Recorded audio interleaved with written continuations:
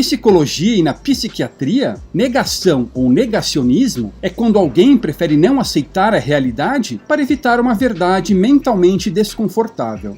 Alguém, digamos, que se recusa a aceitar que um ente querido com câncer terminal vai partir, embora os médicos tenham lhe dado poucas horas de vida.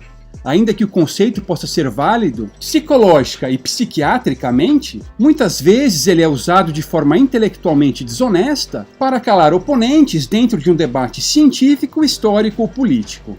Assim, aqueles que discordam de uma certa posição são sumariamente rotulados de negacionistas.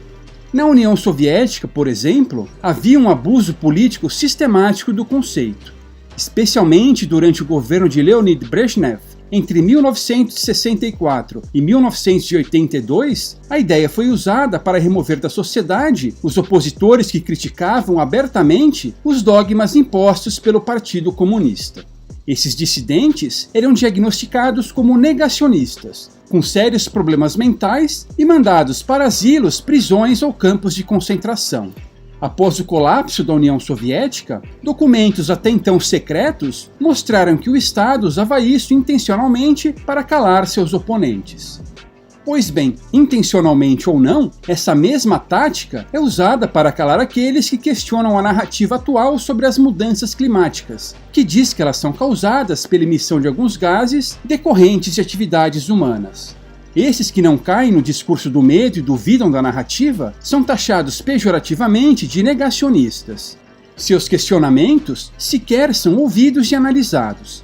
Para calá-los, usa-se basicamente a alegação de que há um consenso científico sobre o assunto, de que 97% dos cientistas concordam que mudanças climáticas globais provocadas pelo homem vêm acontecendo. Essa proporção de 97% vem de um estudo realizado por John Cook e colaboradores, de 2013, em que os resumos de quase 12 mil artigos sobre o tema foram examinados. Desses resumos, 2/3 não se posicionavam sobre as causas do aquecimento global.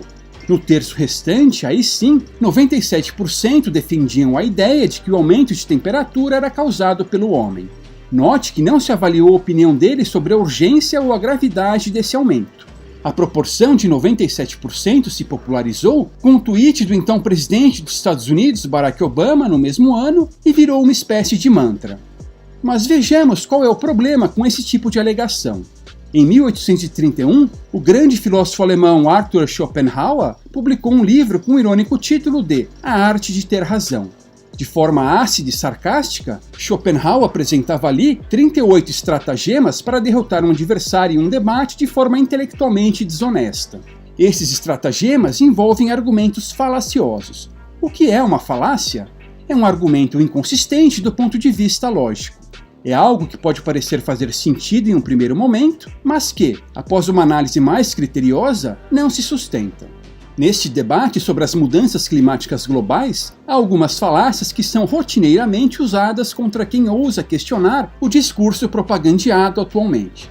Tomemos como ponto de partida a seguinte frase: cerca de 97% dos cientistas concordam que as mudanças climáticas que vemos hoje são provocadas pelo homem. Só um negacionista não aceita isso. Você já ouviu frases parecidas com essa várias vezes, não ouviu? Ela parece fazer sentido, não parece? Sim, em um primeiro momento sim. Mas e se eu lhe disser que, nessa única frase, há 3 falácias? Se não, vejamos. A frase começa com cerca de 97%. Isso é quase todo mundo, não é? Se quase todo mundo acredita em algo, é porque esse algo é verdadeiro, certo? Errado. O fato de a maioria, quase todo mundo ou todo mundo acreditar em algo, não o torna automaticamente verdadeiro. Essa falácia é chamada de argumentum ad populum, ou apelo à popularidade.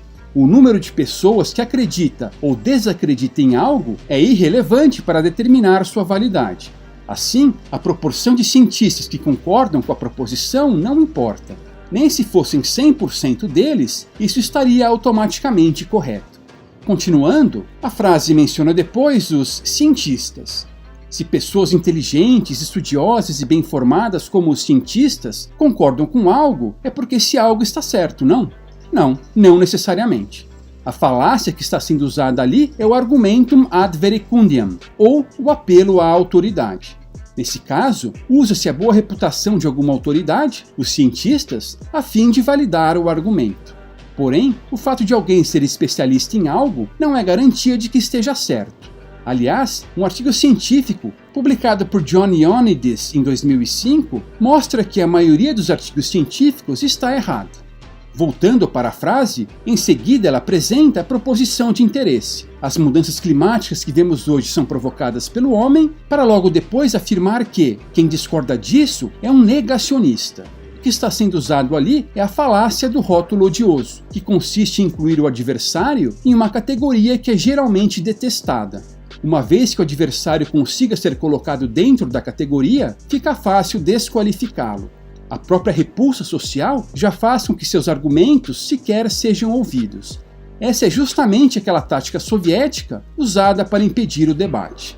Nas mãos de políticos, essa tática é perigosíssima. Vide o primeiro-ministro espanhol Pedro Sánchez, que, em 2019, disse em uma conferência da Organização das Nações Unidas que, hoje, felizmente, apenas um punhado de fanáticos negam as evidências do aquecimento global e que era necessário agora passar das palavras às ações. Com isso, ele politiza o debate científico. Já sabemos como são as ações que ele defende e como isso termina. Mais intervenção estatal, mais impostos, mais poder e riqueza para os suzeranos, mais opressão e pobreza para seus vassalos. Portanto, se quisermos debater a questão das mudanças climáticas globais, que de fato é importante, precisamos esquecer o medo e abandonar esses argumentos falaciosos. Devemos usar argumentos sólidos do ponto de vista lógico. E antes de ficarmos nos digladiando em cima de dados, que serão sempre incompletos e passíveis de manipulação, precisamos nos lembrar do aspecto ético. Em outras palavras, qualquer que seja a dimensão do problema, toda possível solução deve ser ética. Isto é, ela obrigatoriamente não pode violar aquele nosso direito natural à autopropriedade.